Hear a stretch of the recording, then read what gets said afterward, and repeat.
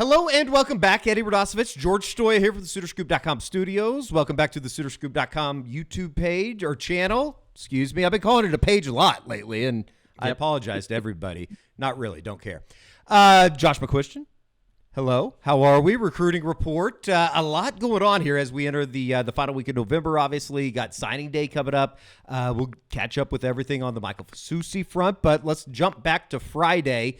And it was something that we had talked about, Josh, I think in the last couple recruiting reports. What was Oklahoma going to do if there was a 2025 decommitment at the quarterback position? And that news came out on Thursday with the decommitment and subsequently the flipping, I guess, of Kevin Sperry to Florida State. So Oklahoma does not have a quarterback right now in the 2025 class. Just kind of, I guess, big picture.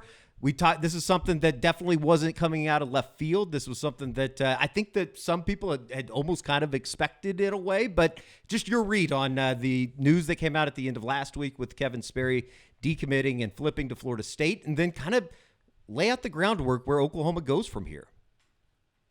Well, guys, it was funny because I want to say it was last week we talked about the dominoes, or maybe a couple weeks ago, No, it was last week. The situation.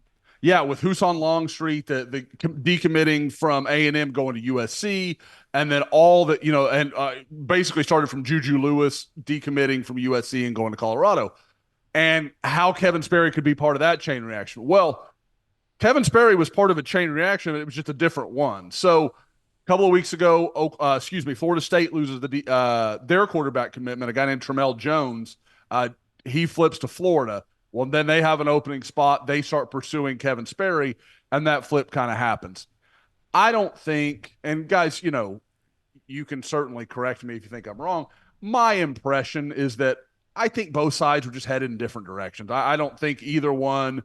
It was, everybody in recruiting loves to use the marriage terminology. I think both kind of had wandering eyes, just kind of looking at, what else might be out there and seeing, maybe it's a 7-year itch. Everybody just kind of run their course on that. So I think everybody was okay with this. I don't think there's any really hard feelings about it. I think everybody's just going to move in a different direction. Now, where they go from here is an interesting conversation. And we thought it would be Jamarian Ficklin, guys. And I immediately hit up, the guy they call Bird at Muskogee and talked to him a little bit. And it was the kind of shocking news. And, for people that are just going to hear this for the first time, you need to be on the site. You need to be a member because you would have known about this almost a week ago now. But Oklahoma just had told him last Wednesday that they were going to move on. They were not going to recruit him. They were not going to be part of that equation anymore. Then Thursday, Kevin Sperry decommits. I can't say I thought anybody should have been surprised by that decommitment. We'd been kind of hearing rumors of that for months, guys, that was a possibility. Now, Florida State wasn't really up on my radar, but it was like you knew he had looked around and he'd talked to some other schools. So I don't know how you could have been surprised, but on Friday they got back in contact with Jamarian Ficklin and were like, hey, look, we'd kind of like you to come take a visit. And I am under the impression that visit will happen this week. I'm going to keep checking on that, but that's kind of the next domino that we kind of have to watch. What are they going to do there? He took an official visit to Utah last weekend. He obviously didn't commit. I think he'd like to hear what OU's got to say, but there's no question they've got to clean up some mess here because, guys, you can't recruit like that. You can't just be like, oh, we're out. Oh, we're back in because we lost this guy. It looks very disorganized, disjointed. And these kids can see that. And so I think Oklahoma's going to have to kind of explain how that came to be. And I think, Josh, and you know a lot more about this than I do, I think that part of the issue is Oklahoma doesn't have, I guess, their next offensive coordinator and likely their next quarterback's coach. And so when you're talking about what direction they want to go at quarterback in this class, I'm sure it's kind of muddy waters in a sense, because if they go out and hire, let's say in this example, Ben Arbuckle or Buster Faulkner or some of these names that we've Cade Bell from Pitt, like there's a chance that they bring whoever their quarterback commit is with them in this class. Now, I think that you still probably want some insurance in bringing in somebody like a Ficklin, a local kid that make a lot of sense. I do wonder, Josh, and we'll talk about Grady Adamson here in a little bit. Local kid, Deer Creek. He's committed to Georgia Tech with Buster Faulkner. I wonder if they were to hire Buster Faulkner, if Grady Adamson, local kid, it would make a lot of sense, right, Josh? If that were to be, again, just connecting dots here. I'm not saying that that's what's going to happen, but I would say, Josh, my overall point is that with the unknown offensive coordinator and quarterbacks coach, I think that that's probably a big reason why there's maybe some unorganization right now. Yeah, and that's fair. And I don't want people to misunderstand my point. I understand that Oklahoma is not ready, or maybe is not ready to make their decision on who that next offer is going to be at quarterback, who they're going to choose to pursue. I just don't understand why you would close the door at all. Like, let's just, hey, and Jamarion's a smart guy. You can go to him and say, look, man, we're about to make a decision on our offensive coordinator. We know you want to know. We do too. Once we know, and once our guy kind of can watch some film on you and a few other guys, we'll let you know as soon as we can. As soon as we possibly can, we'll have an answer for you. And if it's an offer, man, we hope you join us. If not, we totally understand. We wish you nothing but the best. We understand you've got to handle your recruiting and do whatever's best for you. But to me, that's okay. Like, a kid's going to at least respect that you're being honest and direct. When you flip-flop like this, that gets hard. And again, I'm not saying Oklahoma can't overcome it. I still think if they really want to push for Jamarion Ficklin, they're going to have a good chance. It's just unnecessary, I guess, would be the way I'd say it. But yeah, as far as, we talked about this, I think, on the podcast last week.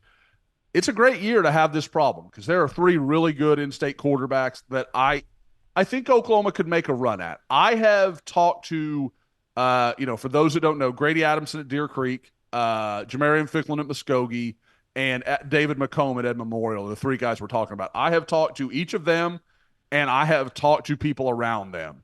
And my general impression is Jamarion Ficklin, I think Oklahoma absolutely could make a run. I think he's very interested. Currently committed to Texas State. Obviously, you would think maybe Utah could be a very real contender there following his official visit.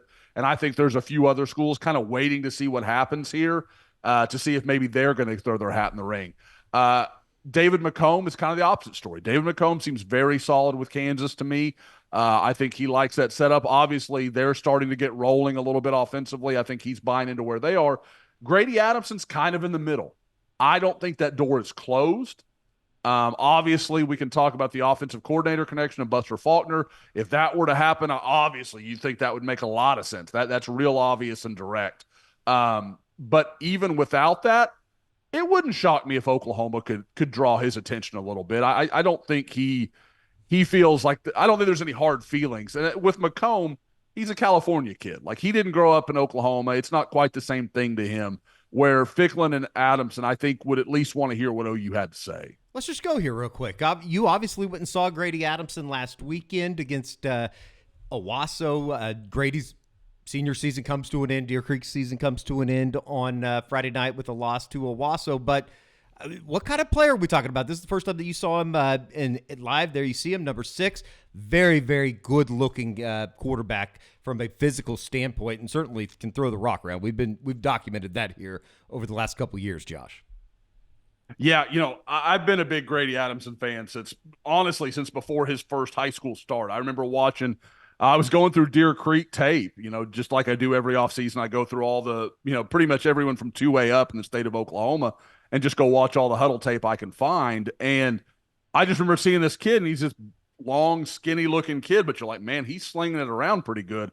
And in this one, I mean, he's playing let's be honest, the heavy favorite to win state in 6A1 this year in Oklahoma. So they're going to have their hands full with Jinx and Bixby and everybody else. I mean, we all know that it's not going to be an easy road, but Owasso's very good. And in the first half, I want to say they had 62 yards of offense or something. And I know people will kind of throw their hair back or, get upset hearing that. But Deer Creek tried a lot of stuff. They were motioning him out as a receiver and doing some direct snap to the running back. They were doing some odd stuff. In the second half, they were like, let's just put it in Grady's hands and let him do some stuff. And all of a sudden, they kind of got back in that game. They got within 2 scores a couple of times. They couldn't ever really put the pressure on Owasso.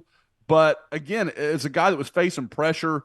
That's Taj Overton, the defensive line offer number 3 right there that was constantly in his face. I like Grady a lot. You could make a case that he's kind of my guy of these 3 guys. I've been a big fan since early on, and I think he's tough as nails. That was the thing that stood out to me in this game. Kind of like we were talking about on the Game Day Rewind with Jackson Arnold. Mm-hmm. That kid took a beating, and he just kept getting up, and he kept getting up, and he, like, never had any bad body language, never was like, God, my teammates are killing me. He had one where a receiver drops a wide open touchdown right down the seam, would have really given Deer Creek some life in this game, and he just found a way to make a play, and and kind of kept coming as the game went on. Josh, how big is he? I would say he's probably 6'2.5", 6'3", 205. I mean, he's well put together. And again, I would say, and he's one of those guys, puts up video of his workouts and stuff. Like, he's changed his body a lot. I would say when I first met Grady going into it would have been the spring of his freshman year, going into his sophomore season, I bet he was 170 pounds, maybe 175. He was lean. So he's put on 25, 30 pounds last couple of years, and it shows. I mean, he carries it well, and he's, like I said, I like a lot. He's a good athlete. I'm trying to think of a really good kind of athletic profile comparison for him. I mean, I think he's built a lot like Jackson, is he not? He's taller. A little bit. He's a little bit taller. There's some of that. He's a little taller. Yep, he's a little taller. I don't think the release is quite as quick as Jackson's is. I mean, there's differences. Sure. But when you're talking from an athletic profile, Eddie, yeah, there are definitely some comps there. Josh, none of these, just to be clear, none of these in-state quarterbacks have offers, correct, from Oklahoma? Okay. That's correct. And I think to kind of tie this to the offensive coordinator conversation, I believe David McComb, it's McComb or Adamson. It slipped my brain. I'm pretty sure it's David McComb. He has a Tulane offer from Joe Craddock, who we know Oklahoma's looked at as well. That, and obviously Grady Adamson and Buster Faulkner, those are the only 2 direct connections I know of as far as Oklahoma searching for an offensive coordinator and what they're doing at quarterback. And one thing on Ficklin, too, just when you talk about Utah going after him, Utah's kind of in the same boat that OU's in terms of searching for an offensive coordinator. Mm-hmm. Obviously, they fired, I think, Andy That's Ludwig. a good point. It's not as awkward when you bring somebody in and don't have an offensive coordinator. Exactly. And so, I don't know if you guys saw this stuff today with Kyle Whittingham, but he also kind of said, he goes, I'm going to do what's best for the University of Utah at the end of the season in terms of if he's going to be back next year. Sure. So we'll see what his future is. Just talking about himself as a head coach. Yeah. Interesting. So who knows? Again, I think if OU wants Ficklin and they show him the love and all that stuff, I think they can get him. Yeah. But it's just an interesting note on Utah. It will definitely be something to watch. We'll have a little bit more on the Owasso Deer Creek game that Josh was at. I went up to Jinx Union as well to check in on KD Jones. Had a phenomenal night. We'll get to that stuff here in a second. I'm sure that there's a lot of Oklahoma fans coming out of the weekend that obviously looked at the good time in Norman and all the recruits that were in town. One that was not is 5-star offensive tackle Michael Fasusi. He did make the trip down to Austin. Josh, just flat out, what's the latest on Michael Fasusi, the current Oklahoma commit that took a trip down to Texas? Yeah, guys, this is the second straight week I've gotten into this. I'm like, man, I better post this on the board really fast because it's got to come out before they see it on the recruiting report or they're going to be pissed. I have talked to some people around Texas in about the last 12 to 24 hours. I kind of get the impression they think Oklahoma is going to keep Michael Fasusi. That's kind of the impression I get. I talked to him a little bit on Sunday. He mentioned he drove home. He didn't stay in Austin on Saturday night, which I think is a really good sign. Drove back home. To what I was informed of, he went with, I believe, his sister and his father. They went with him on the trip. His mother did not make the trip, from what I was told. It's always interesting. Yep. Moms know best. People talk about hat science. Mom science is a thing. Like, you need to know where mom was. So I think that is a very interesting thing to follow, especially when I know how much I've heard, and Michael has said it himself, how much he is his parents really love OU. They love Bill Bedenbaugh. They love the Soul Mission, like all that sort of stuff. It almost makes, you wonder, like, how much is she on board with really anybody else getting a look? I don't know. We'll see.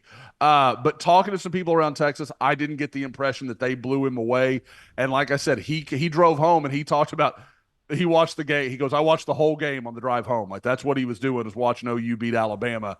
I got the impression a little bit that he was a little sad he was not there for that one. So, again, it's not great news. I still expect him to go to College Station this weekend and watch, A&M in Texas.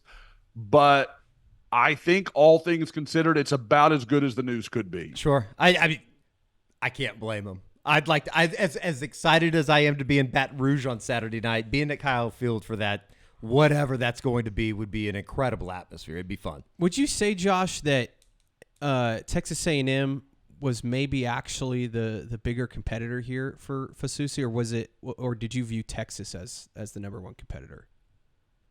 What's interesting is I've always thought of it as Texas. That's really been where my head is at. Now, I will say, I had a conversation with somebody that was like, watch A&M, like watch out there a little bit. I think the issue here is if anything, guys, Bill Bedenbaugh is the coach he respects the most. That's who he wants to work with. He is a guy from a faith-driven family. We know Brent Venables. That's a big part of their recruiting pitch. And they, there's just not a lot that doesn't check the right boxes for Michael Fasusi. And he was very clear about that when he made his commitment when Eddie and I were there. Now, the factor that you always have to consider is somebody just throwing out a monstrous NIL number, a Bryce Underwood, Michigan, crazy kind of number. And that, that can happen. We know A&M and Texas are both capable of it.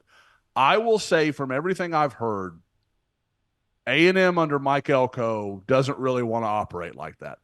They're willing to throw money, but they don't want it to be a situation where a freshman's coming in and making more money than a third-year starter. Like they just don't want to live like that. They don't think that's sustainable. And I think it's a part of why Mike Elko is a pretty damn good head coach. So I think that's just smart. But at the same time, if they get desperate, they feel like they're not going to get Lamont Rogers. Okay, what happens here? So I think that's going to be interesting, and that is a recruitment OU need fancy to watch. Lamont Rogers, A&M still trying to run at him, still trying to flip him from Missouri. Keep an eye on that situation. And then with Texas, when you talk to, of course, it's A&M folks who are like, well, Texas will drop that bag. So you've got to be careful of who you're trusting there. But it does feel like Texas, for all this O-line talent in their backyard this year, the Fasusis, Lamont Rogers, the Ty Haywoods, all those guys, they didn't get any of them. And so you're just kind of like, is there going to come a point where Sark and the NIL at Texas are just like, we got to do something here? And you'd have to think Fasusi, because that was kind of their guy all along. And secondarily, you get to kind of drive a stake at Oklahoma. So if they were going to do it, you think it'd be Fasusi, and I kind of think it'd be Texas. But, guys, like we've talked about, this is another month and a half in the works of us tracking Michael Fasusi until he shows up on campus. Josh, it feels like to me that if Bill Bedenbaugh stays, OU's got a really good shot of keeping Michael. But I also wanted to ask you about, I saw his comments, I think it was in Chad Simmons's article this past weekend, about just watching the Alabama game and how the offensive line kind of dominated that. And we always talk about how one game maybe doesn't change a whole lot for recruiting, but it seems like, and we can get into, I don't know where we wanted to get into this at, but just the impact that game alone had maybe on recruiting. Sure. It feels like, if OU would have gone out and got their ass kicked against Alabama and Fasusi's at Texas, it feels like maybe this conversation is a little bit different. Well, and that's the thing, guys. Like, yeah, I used to talk to fans when OU was going 11-1 and they drop a confusing game to Iowa State. No recruits like, I'm not going to OU because they went 11-1 and lost to Iowa State. Like, that's not going to happen. But big games like this, like seismic games where you're changing the narrative about who you are and what you are, that stuff can sometimes matter. And I think more than anything, I talk about this in recruiting all the time. Like, when I'll talk to a player that, whether he's committed or maybe he grew up a fan of a school, and it's not going well. And they are still kind of like either defending that school and the situation they're in, or you can tell they're looking for reasons to believe. I think that's a kind of a telling sign. Mike needed something to believe in. He needed something to say, okay, this thing can be okay. Guys, we're not, look at the three of us. We're in no different conversation. Our game day rewind from Missouri to here was two very, very different shows. So, I can't even begin to fault Mike for feeling the same way, knowing that it's different. Alabama, that win Oklahoma's win over Alabama gave him something he could buy into. And so I think that is big. Now, you need to go down to LSU and play well. I'm not saying you got to go win or whatever, but don't go down there and erase all the goodwill you've created. Go be competitive, run the ball, do the things you need to do. And again, like you said, George, I think if they keep Bill Bedenbaugh and we don't have some crazy NIL situation, which I just don't see happening, because I don't think people expect that to work on Mike and his family. I don't think they think he's the kind of guy that we can just throw a bag at and that's going to fix all the problems. So to me, as long as OU holds up their end of the bargain and Bill Bedenbaugh is Oklahoma's offensive line coach in 2025, I think Oklahoma is still going to be tough to beat for Michael Fasusi. Here about, 24, 48 hours now removed from Saturday night. I would have to imagine with any of the people that were in attendance, particularly the commits, recruits, you've gotten pretty good feedback about the environment and the time that they had in Norman on Saturday. Yeah, the guy that I think everybody kind of wants to hear from is the lone official visitor, Caleb Burns, the linebacker from kind of North Houston area, Cy Falls. Mm-hmm. And I've talked to Caleb a little bit. Like a lot of guys from official visits, especially after a weekend like that, I'm going to guess he had a pretty good weekend, a pretty good time. He was a little worn out on Sunday.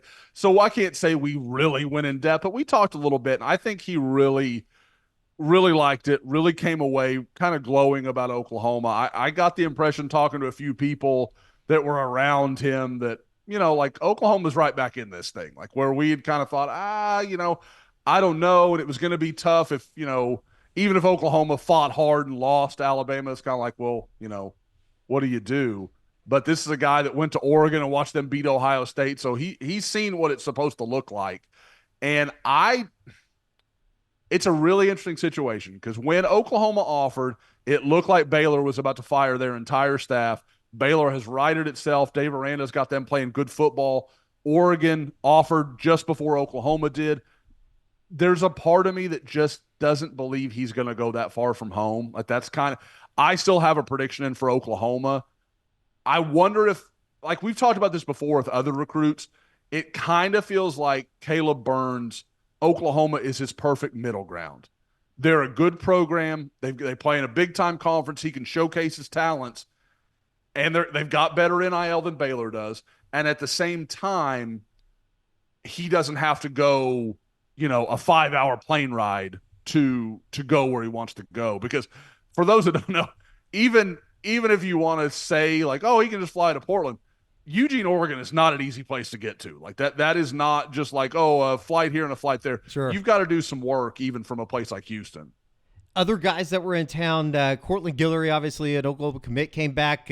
Aldra Miles, the guy that you saw earlier this season that we featured here on the recruiting report. Sounds like everything went really well for somebody like that, who, certainly could come in and give Oklahoma some immediate help at the wide receiver position. Yeah, he was one of a few guys, but I think the only uncommitted guy that was talking Sooner Magic. Like, and you're like, okay, that when you start throwing around terminology like that, you're like, okay, he's kind of in. Yeah. Now, I will say, talking to him, and he talked about this when I saw him during the season against Ennis, and he's talked about it a few times before. He has entertained the idea of committing to Oklahoma on multiple occasions. There's no, he's never tried to deny that or hide it. I will say that he is very clear. Like he said, I want to take a few official visits. I want to see what else is out there. So he's going to look around, but I still think Oklahoma's in really good shape. For those that know, big wide receiver from Kaufman, Texas, like 6'2.5", 6'3", really long, kind of go-go gadget arms. So, I think the night I saw him, he had 170 and like 4 touchdowns or some crazy thing like that. So he's another big time guy for Emmett Jones to try and reel in, and I think Oklahoma's in a really good spot with him. Go Gadget. That's a great reference. Do you like that? Yeah, you ever see that movie? I know what you're talking about. Yeah, it's a great movie. It's one of my favorite movies as a child. This is how young George is. He's trying to make himself sound old, but he's talking about Go Gadget as a movie. And Inspector Gadget was a TV show when I was growing up. No, it became a movie later on, but it was a TV show for a long time when I was a kid. Oh. I've only seen the movie. I didn't even know it was a TV show. You watched that as a child, and I watched Backdraft. It's a good movie. You should learn about it. It's about a classic. It's about true arson. Classic. True arson. Never heard of it. City of Chicago. All right, we'll get to all the OK Prep stuff. I know that there's going to be plenty more to come out here over the next couple of days, and certainly maybe over the next couple weeks in terms of Michael Fasusi in Oklahoma, maybe pursuing other guys. Obviously at the quarterback position, need to get an offensive coordinator in place to see which direction that goes. But let us tell you about our friends over at William & Lauren. It's the official custom clothier of OU football. William & Lauren outfits your favorite OU players in custom suits that boost their confidence off the field to match their confidence on the field. Their perfectly tailored clothing ensures every suitor stands out in comfort and style at prices that make luxury accessible. Visit William & Lauren in Oklahoma City or online at williamandlauren.com. Dress like a champion and make your style as legendary as OU football. And I believe they have a brick and mortar coming to the 918 up into your neck of the woods, Mr. Stoya. Awesome. That's going to be awesome. I need to go suit shopping. I know. Hopefully we'll have new suits for the December 28th. Got weddings. Yes, Both got have weddings on that day. If Yeah. Oklahoma's not going to be at a bowl game that day, they will be making a bowl game. Crazy. You might have heard about it. Might be in the college football playoff. You never know. Probably would need a little bit of tragedy to strike college football. We're not hoping for that. All right.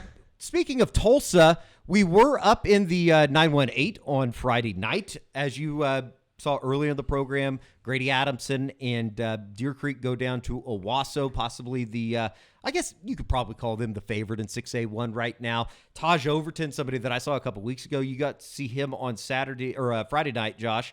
What did you think of Taj Overton against in Owasso as well? Bryce Brown, another guy that has an Oklahoma offer going against Deer Creek. Yeah, Taj is a guy, and I should note, for those that followed, kind of the live thread I had going on the board, Todd Bates was there with me on Friday night. He was watching Taj Overton, and for those who remember Caleb Gastelum, Owasso has a defensive end, Levi Gastelum, who is his younger brother, that is a very different body type than Caleb. Levi's about 6'3" and some change, 250. He's a big old guy. Wouldn't shock me if he was kind of a walk-on candidate for OU and whatever the walk-on scenario is going to look like going forward. But yeah, this is with Taj, kind of a body type similar to Jaden Jackson, like kind of that same, like kind of squattier, about 6'1", probably 275 right now, 270, something like that. Lean. I mean, he's still a junior, so there's plenty of time. Sure. But there's some burst to his game. There's some suddenness. But look at him with his hands. Like even from his knees, he's just shoving people around. There's a lot to build from with Taj Overton. Josh, where's he at in his recruitment? A 2026 kid. I know it's maybe still a little bit early, but where do you think he's at? And obviously he's kind of a priority for Oklahoma being an in-state kid. Yeah, and he just keeps picking up offers. I believe Tennessee, if I remember right, was one of his most recent ones. Maybe it was Miami. Those two, for some reason, I get a little Tennessee intertwined in my brain. Yeah. So, but he was at Oklahoma over the weekend. He was at the Alabama game. So obviously that's a good sign. I think it was his third home game he'd caught this year. So I think Oklahoma's in a good spot with him. Now, I've heard Ohio State a lot with him. There are some other schools that I think he wants to know more about, more so than they're heavily involved with him right now. But I think Oklahoma is going to be there till the end with him. It's just kind of a matter of maybe who they're going to be battling with. Wasso should they probably, well, we'll see. Obviously going into the semifinal action this weekend, but they should be in pretty good position to at least get to the discussion of getting a gold ball. Obviously, they've been the number one team in the state of Oklahoma in the largest classification for quite a while. Obviously, Jamarian Ficklin's going to be involved in some 6A2 playoffs as they move on. They beat Putnam City over the course of last weekend, 14-0. I was in Tulsa on Friday night checking in on KD Jones, the son of Kewan Jones, former Oklahoma Sooner running back. And, God, Josh, I think every time that I walk away from seeing KD play, I'm just more impressed by him. And it was an ass whooping on Friday night, 42-7, the final. KD Jones goes for 4 touchdowns and just over 200 yards of rushing. Yeah, you've got to think Jinx was awfully sad to end a few careers of some of those Union players that had, maybe one time or another worn some Trojan colors. A number of them. So that was, there. It was one of those things that I was looking at the roster and I kept thinking like, wow, there's been a lot of guys that made that move. Now I know Shaker's the one that got all the attention, but it's been pretty prevalent. And 42-7 in that game, that's just wild, especially considering Union had won the first matchup earlier this year. But yeah, with KD, the thing that every time I see him, he just gets a little bit bigger and a little bit like more physically imposing. Like I think he's a guy that understands what he can be. And obviously we know Kewan is very involved, stays on him, makes sure he's doing the right things. And, really just kind of gives him a lot of structure that I'm not sure Kewan always had. So I think Caden is just an outstanding player and, is one of the guys really competing for that top spot in the state.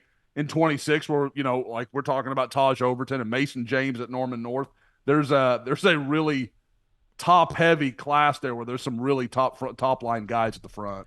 Now, Josh, he was at the Alabama game because his dad tweeted me that he was part of both field stormings because he 2000? Yes, he was on the team, I believe, in 2000, and this time Kewan? I think he was a freshman is what he tweeted me, and that he was obviously on a recruiting visit this weekend. Any word, Josh, on how that visit went? I'm assuming it went well.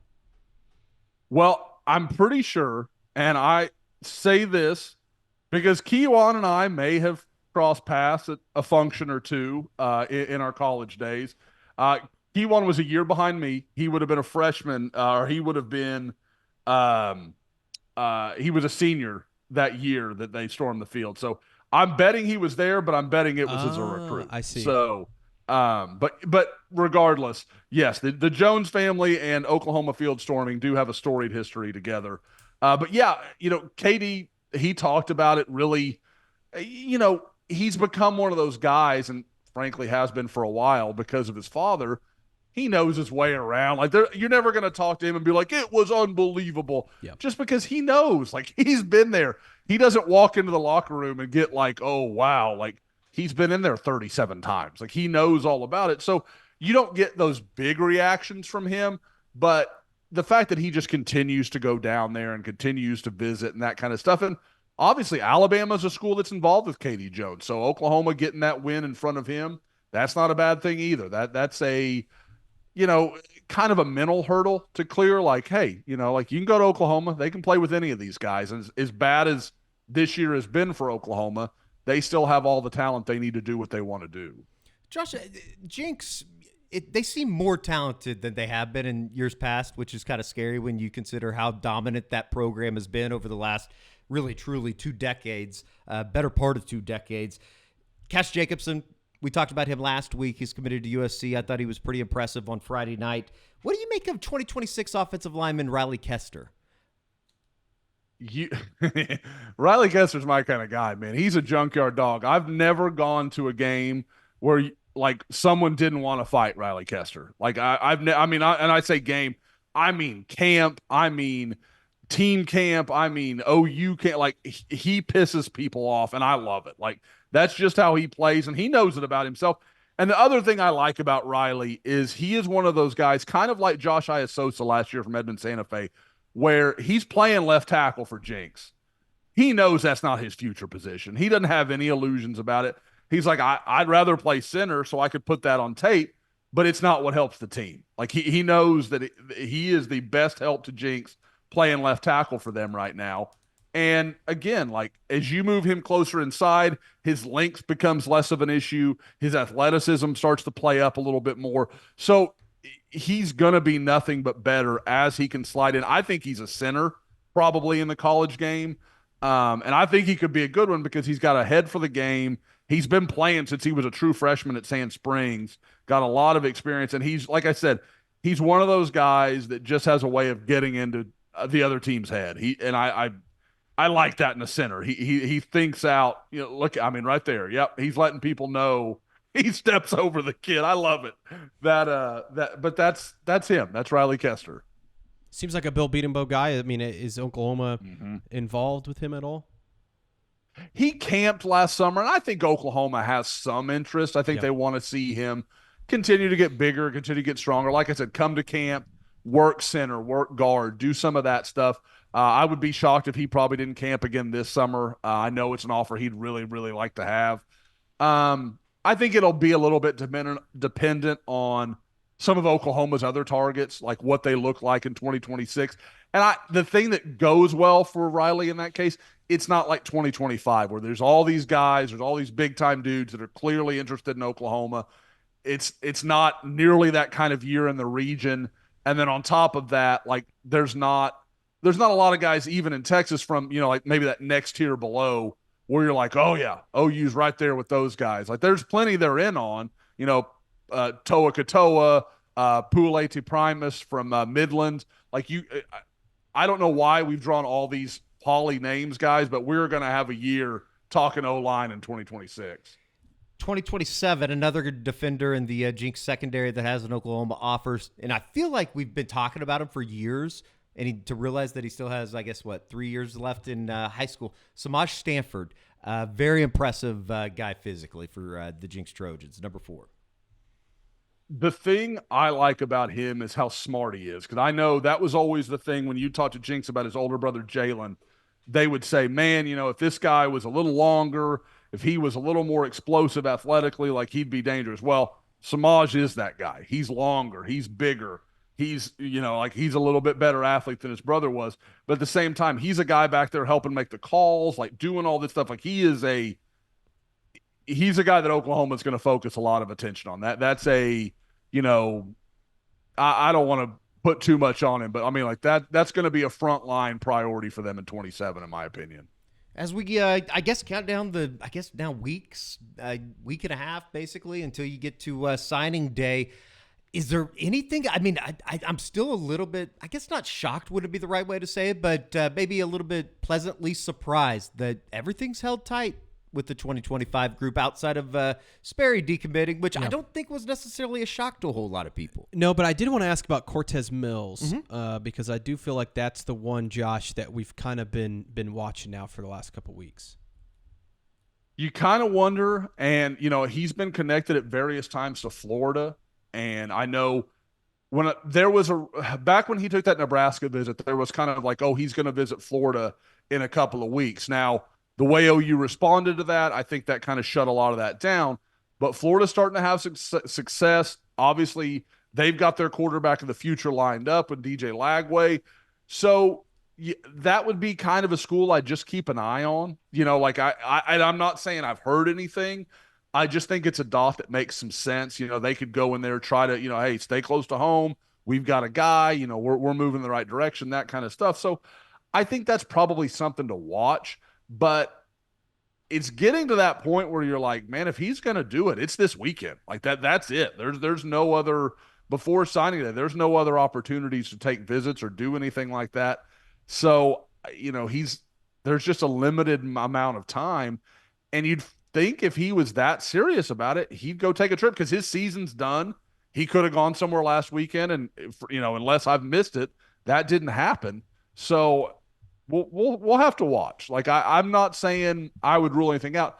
I will say, guys, and it's an interesting conversation where as much as people like to say, oh, NIL creates chaos and all this sort of stuff, it also gives you something to tie these guys to. Like it's real hard to say, oh, yeah, okay, coach, I'm in for that kind of money that is, for most of these guys, life-changing money, guys, especially at the level OU is spending and, and other programs too, not to single out Oklahoma in that.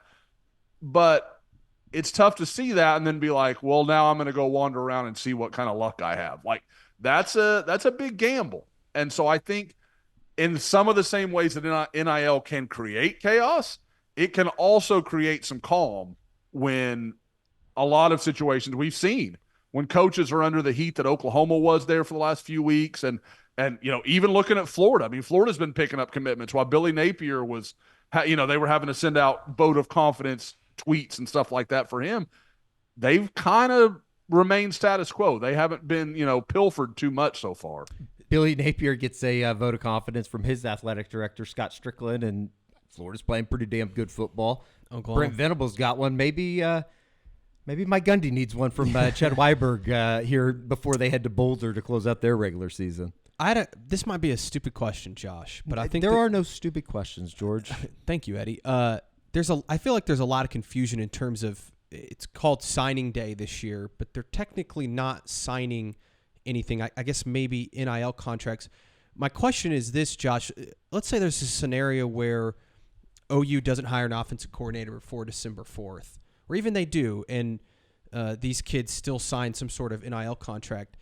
How do they get out of that, I guess, is Mike. You might not know the answer to this. Could they get out of that contract? And then, two, could you add someone later later in December? For an example, if OU hires, let's say they hire, Ben Arbuckle on December 4th or on December 3rd or whatever, and he wants to bring whoever his quarterback is that's committed to him, but that quarterback doesn't want to, sign quote unquote whatever NIL contract that is. Could they do that at a later date? Do you understand what I'm saying? Like, how does that work? So it's kind of the NIL contracts, they're a contract. They are binding. There is, it's not without its strings. But the problem is, and we've seen this over and over again, kind of Jaden Rashada being kind of the shining example, schools don't really want to hold a kid to it because if you have that reputation of, I'm not happy and I can't leave when I want to leave and everybody else is going to let me, it's going to hurt your recruiting going forward because schools are going to use that against you. So while, the Oklahoma could sign these guys to NIL deals and then a month later they get to know whoever the offensive coordinator is and they don't like him, they don't like his vision for things, or he brings in another quarterback and they don't want to be part of, whatever the cause may be. I would be pretty surprised if OU tried to hold anybody to it just because it's going to be a bad look. It's bad optically. And it's probably, with very few exceptions, there's nobody in the class who's like, well, that one guy ruins everything. Like that's going to mess up the whole class. Like as great as Cortez Mills is, anybody that saw what Elijah Thomas did over the weekend, like you're going to be okay. It's fine. So I think that's the thing to really watch, kind of keep an eye on. But I hear what you're saying, George, and it's possible. You could go down that road. I just don't think many schools would try. Now, is there a second signing day still? I don't think so. There should. Is there? No, Eddie's right. Yeah. I think because of the fact that they've pretty much just nuked it. So that means that they could technically add someone later in December if they wanted to. That's my question. Do you mean spring? That's a good. Well, my question is just like if they weren't to hire a offensive coordinator till after December 4th, which I think we would all say is a disaster if that's the case. Maybe I don't know, but my question is if they were to do that, or even if they did do it on December, let's say they hired somebody on December 2nd, like we think they might. That'd be a really quick turnaround for, say, whoever they might want to bring from their recruiting class somewhere else to make a decision, right? Again, I don't know if there's a you see what I'm drop saying? dead date. I don't know if there's a deadline for you to sign. Okay. I don't know. Okay. I don't know either. That's why I'm asking. I had to look it up, George, because I was not sure. There is still scheduled to be a signing day on February 5th of 2025. Okay. So that window is still there. But guys, we are getting to that point. I remember talking about this way back. God, you guys were young. Like when Terrell Pryor was a recruit and went through the whole thing, and Terrell Pryor basically never really signed, but he was the number one player in the country. Nobody cared. Like there was nothing like it came down to Ohio State and Penn State for him, or maybe Ohio State and Oregon. Something completely unimportant. Sorry. But it kind of opened the question of like, why do these guys sign anything? And that was when this whole ball kind of started to roll of like, what is the point of this? And I think that's where you're going to eventually get to is these guys, because it doesn't matter. like especially with what I'm talking about with if no one's going to try to be punitive about the NIL stuff, then it doesn't matter until they enroll in class and walk into like not even enroll, just walk into the class. Once they have started their first class on whatever campus, then it's real. Then it's all on, and you can't just walk away at that point without missing time. So I think that's going to be the thing that how does schools, how does the NCAA, how do they kind of navigate that and still make it meaningful and still make it something that does bring value and lets these kids have their time? Because that's what this is about at this point. It's not about signing anything because it's not binding. None of it's fugazi. I mean, like that's all it is. Like it's just kind of a show for you to watch. Yeah, I'm just curious because it's one of those things where if they're hiring an offensive coordinator this quickly and this OC wants to bring, quarterback or running back or wide receiver, whoever with him in their currently committed class, would that kid have to make a decision very quickly, or could they, on December 20th decide I'm going to sign an NIL contract with Oklahoma? I think they'd give him time, but I think preferably they'd say jump in. Yeah, I don't know, but that's tough to put. That's tough to put on a 17-year-old too. Well, you put a gun to their head. That's a satirical joke. You mentioned Elijah Thomas. All he did over the course of last weekend was catch a 75-yard game winner as with less than a minute to go. Had 8 receptions, 242 yards, 4 touchdowns. Also had 10 tackles on the defensive side of the ball as Shakota knocks off Bristow 32-29, first state semifinal in 30 years for Shakota behind the services and talent of Elijah Thomas. I feel like we've talked about him almost every week here. Josh, he's putting together one of those seasons that it's going to be remembered for quite a while, particularly around eastern Oklahoma and the state border with Arkansas. But it seems like that news is getting over here more and more as well in the center of the state. Yeah. They are, again, guys, this is not a Shakota team that came in with big playoff expectations. They are easily playing their best football of the year. Excuse me, had the big upset of Cassia Hall in the first round and then go through and really pull out, Bristow's another top 10 team. I mean, they've beaten 2 top 10 teams to get to the semifinals. And now for all their work, they get to deal with Sulphur, who we know is going to be a problem year in, year out. They're always tough. So, immediately everybody's like, well, they're going to get pounded by Sulphur. Okay, maybe. Or Elijah Thomas is going to drop 5 touchdowns on your head and you can't do it. Like, when you have a guy that's playing at this level and he's that much better than everybody else in the field, anything's possible. It's just one of those things where a great player can make things happen that nobody else can. And again, odds are against Shakota, but they've been against him the last 2 weeks. He is, we talked about how much we loved him at camp in the spring, Eddie, but he's taken everything to a whole different level this year. He's been unbelievable. He just needs to get a Carrie Underwood shout out, and then I think he'll make it as a one of the Hall of Fame members of the city of Shakota. Jaden O'Neal did visit over the course of last weekend for the Alabama game. Good one for him to be in town. Narbonne back in action this week. They're taking on San Pedro in the finals of the CIF LA City Section Football Championships. Kind of weird they're 6-6 because of the I guess forfeitures. Is that what they're basically being called there during the middle of the season? But it should be interesting when you catch up with Jaden just to see kind of what his impressions were from the weekend in Norman. Yeah, we chatted briefly. He was very excited. You could tell, Sure. I was getting hit with the boomers and that kind of stuff. He seems as gung-ho as you can be in his situation. I think he's like everybody else.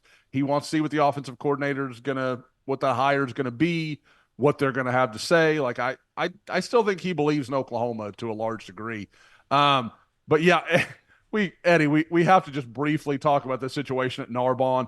For those that don't, remember their entire league forfeited the season, gave them the district title. So they went into the playoffs at 8-2, but a lot of the players were deemed ineligible as they had already started the playoffs.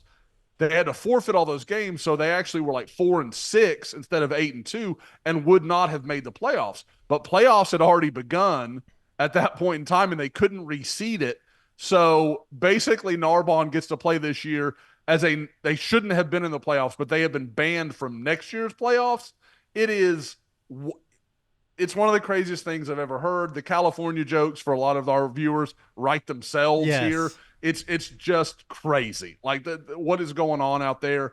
And what's amazing about this, and I don't see any way I can make this game work in my schedule, but I would love to be out there because they are playing in the finals, San Pedro, one of the teams from their league that refused to play them in the regular season and started this whole thing with the forfeitures and all this stuff. So, I mean, if you go look at their score page on, either at On3 where we've got the team pages or Max Preps or wherever you go, it's just forfeit, forfeit, forfeit, forfeit. And then it's like loss, loss, loss, forfeit, win, forfeit, win, forfeit. It's the weirdest schedule you've ever seen. That's crazy. San Pedro, the former high school of Nancy Pelosi. Did you know that? I did not. It's because it's not true. I made it up. All right, very good. That's going to do it for the I don't know where she went to high school.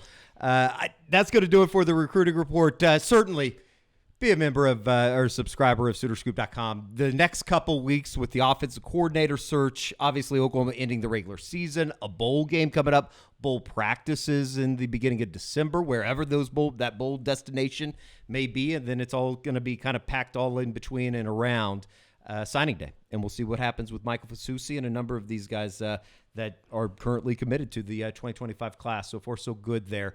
And certainly we'll keep an eye on the quarterback situation. Kerry says he has an idea for the high school quarterback. Who?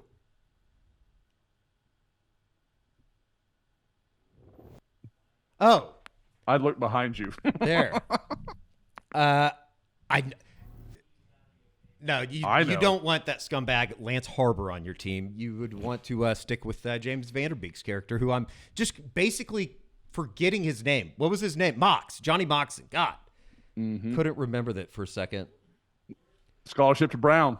He's got the head. He's got the brains for it. He's going to run your offense. Kerry did want to bring up, Mom is always right, as we were reminded with one of the more infamous moments that I think it was Kerry, Josh, and I were all watching together while in San Antonio at the Army All-American game. Landon Collins. No, we were in San Antonio. We were with Josh. Landon Collins' mother, which unbelievable moment. I think it worked out for Landon Collins, though. I didn't see what happened really with good that. career. You haven't seen this before? I don't think so. Oh, this is unbelievable. Is this video YouTube or is this that just later, George? That's recruiting education right there. He verbaled to Alabama, correct? And she was an LSU fan, and she walked off the stage when he announced that he was going to Alabama. Oh, no. One of the all-time awkward moments that you could ever have on national television. Which I'm guessing, if I'm not mistaken, she would still wear LSU gear to Alabama games when they would play each other. Like she is hardcore LSU. These are the types of people that we will be with on Friday night in Baton Rouge. All right, that's going to do it for Josh out there, George, Eddie. See you right back here on the SoonerScoop.com YouTube channel.